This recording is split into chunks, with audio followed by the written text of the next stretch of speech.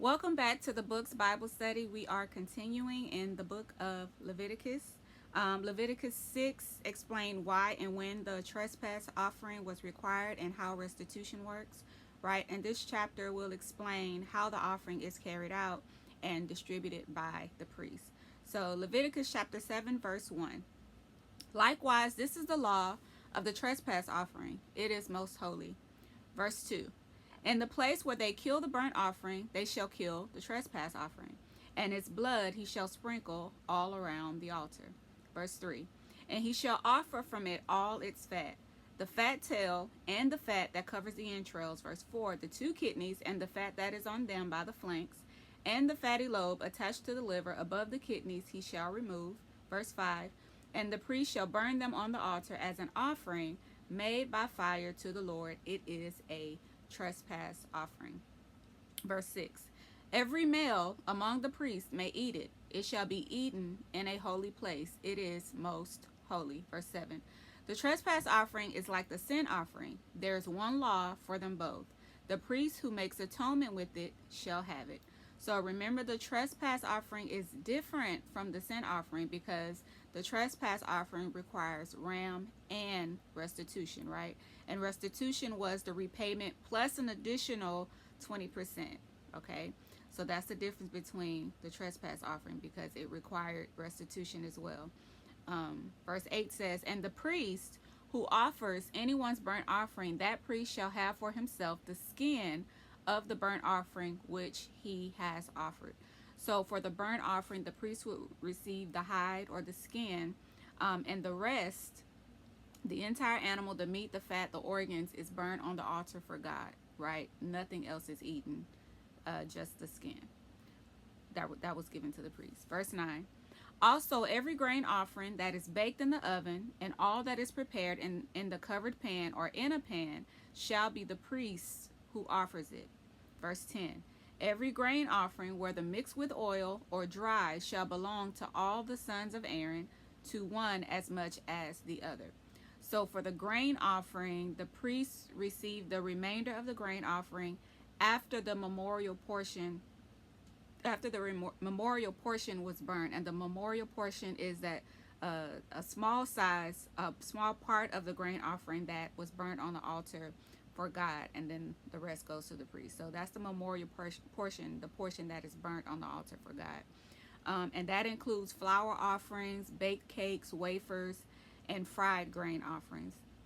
So for the grain offering, it must be eaten by the male priest. It must be eaten in a holy place, and it is considered most holy, right? But a grain offering that is offered by a priest himself is completely burnt and not eaten. Okay, so if the offering was made from the priest as a person doing the offering, not the one that's handling the offering, it is to be completely burnt.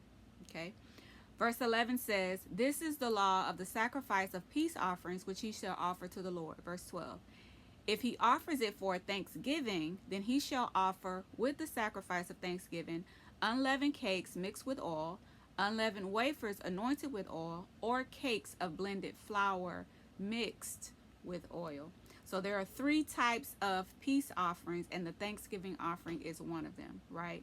The Thanksgiving offering is to give thanks to God for a specific blessing or deliverance, right?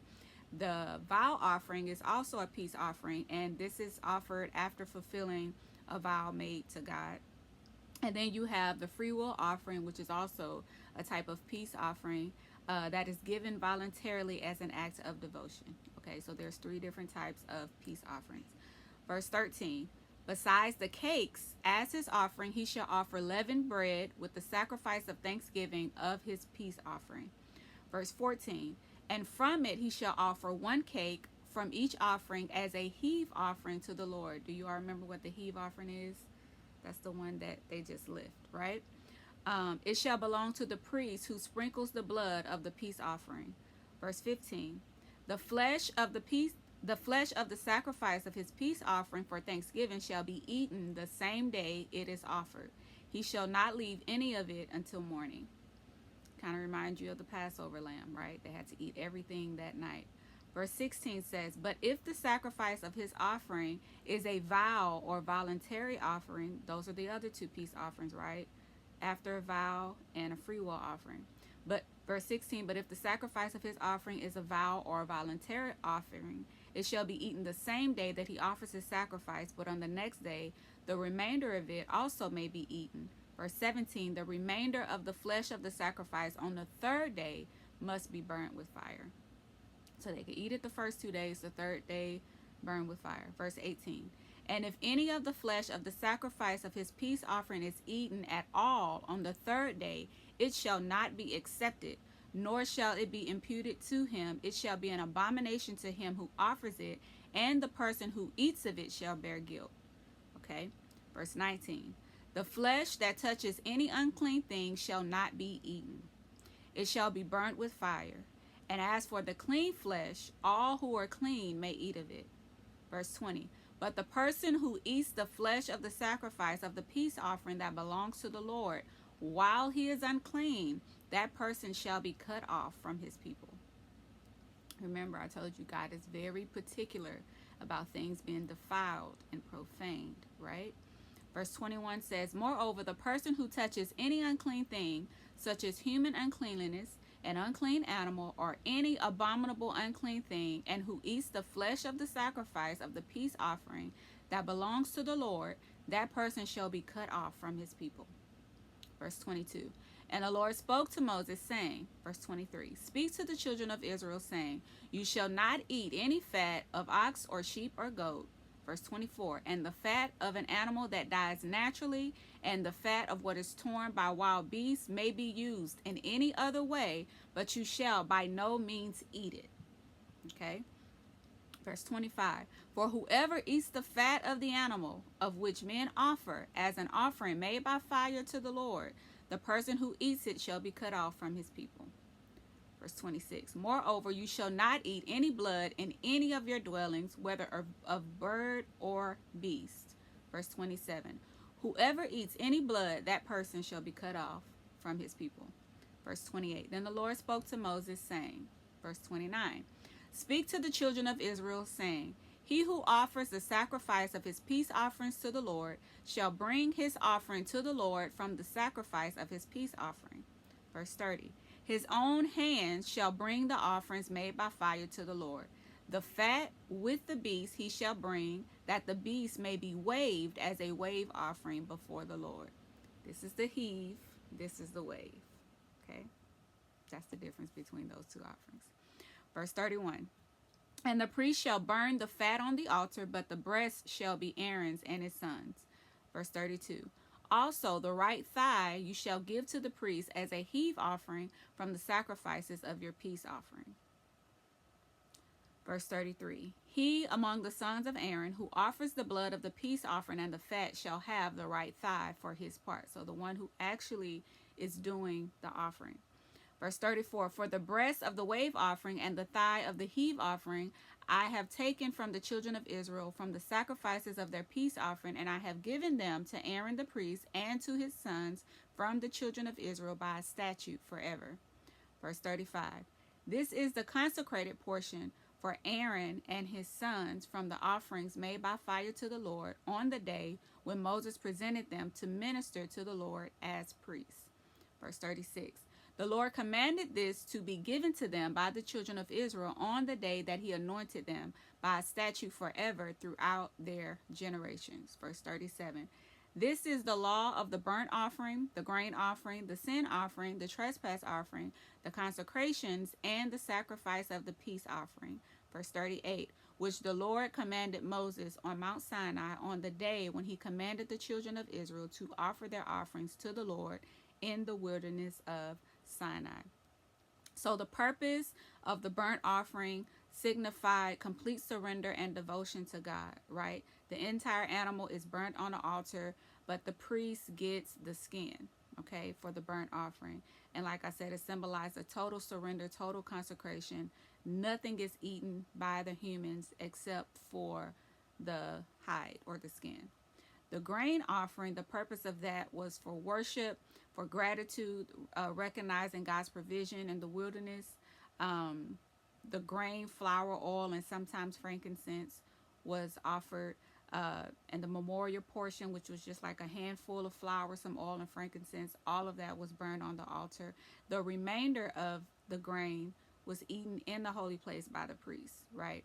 And it shows devotion and dependence upon God. The sin offering was the atonement for unintentional sins, things you didn't recognize what was a sin, but once you recognized that it was a sin, you had to give an offering for it. Um, the priest received the flesh or the meat of the sin offering. It had to be eaten by the male priest and eaten in a holy place. If the blood was taken into the sanctuary, right, for the high level sins, none of it was eaten. The whole animal is burned outside of the camp, and the sin offering symbolizes cleansing and of course reconciliation back to God. The trespass or guilt offering, it was the atonement for the sins that required restitution. Okay, so if you wrong God or others. So what happens in the trespass offering, the animal was sacrificed and there was restitution paid plus 20%. Okay, and so the meat was eaten by the priest in the trespass offering, and the hide goes to the officiating priest, the one that actually did the sacrifice. The parts that were burned was the fat, the kidneys, and the liver fat, and it symbolizes that restoration back into relationship with God and justice for others, the people that were wronged. Okay, the offerings that they did for the consecration, the purpose of those was to dedicate the priests, right, the Levites, or to dedicate certain objects to God, the tabernacle, the utensils, all of these things. So these were special offerings. It was animals and grain as part of the ordination for the priests. Usually, priests did eat parts of this offering. The parts that were burned was the fat and the other designated portions of the animal. And it sets people or objects apart for service for God. So that was the offerings for the consecrations, right? And then you have the peace offerings, which express fellowship, thanksgiving, vows, or free will devotion. These were the peace offerings. And the priest would receive the breast, right? They would do the wave offering first, the right thigh or the shoulder, and that was the heave offering. Um, and so the rest of it went to the worshiper and their family to eat as a fellowship meal. Okay, so these types of offerings and sacrifices, when you think about it, we actually now do them verbally, right? We lift things before God to bless them. We bless our homes. We set them apart for, only me and my house will serve the Lord. Only the things of God shall rest here in this place. We bless our food. We bless each other when we pray, right? We lift each other up in prayer. So these offerings we still do, but we kind of do them verbally, right? And so as you see how detailed God is in this, I think maybe it would change our perspective to make sure that we're not just kind of doing it willy-nilly. Like when you offer something to God, when you bless your children when they're born, or if you have grandchildren and you pronounce a blessing over them, don't go back and curse them, right? The things that you bless that they would do, who they would be, don't go back and say the opposite of what you prayed or what you declared. When we're blessing our food and we're lifting it before God for Thanksgiving, thanking Him for, whatever He's done, don't go back and complain about the thing that you're thanking God for, right?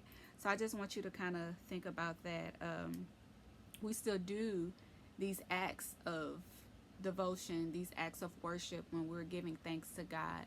Let's just make sure we keep them devoted to God, right? And not curse them with our lips or defile them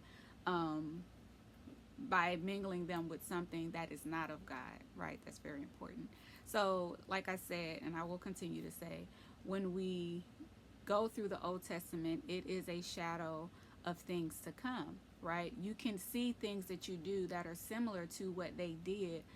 It's just done in a different manner, right? But let's just make sure that we are keeping things holy, not mixing things of God with things of the world and trying to call it holy, because what is holy must be completely holy. It cannot be mixed, right? Once it is mixed, it is now defiled.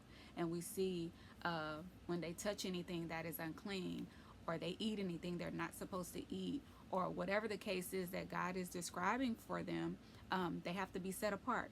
They're kicked out of the camp at this point, right? So let's keep things holy. Let's keep our Thanksgiving and not turning into complaining, right? There's no complaint department. But to God be the glory. Thank you for joining us, and let's continue with the book of Leviticus. God bless.